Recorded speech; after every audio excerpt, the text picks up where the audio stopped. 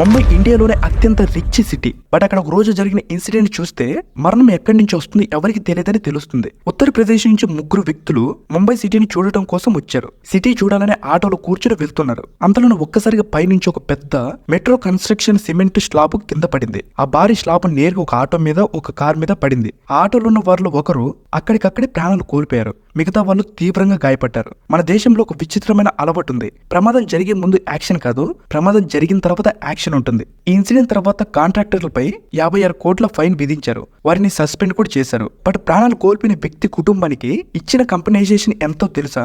కేవలం 5 లక్షలు మాత్రమే. అవును, ఒక మనిషి ప్రాణానికి విలువ డబ్బుతో కొలవలేము, కానీ హ్యూమానిటీ చూపించాలంటే కనీసం న్యాయం జరిగేలా కంపెనైజేషన్ ఇవ్వాలి కదా.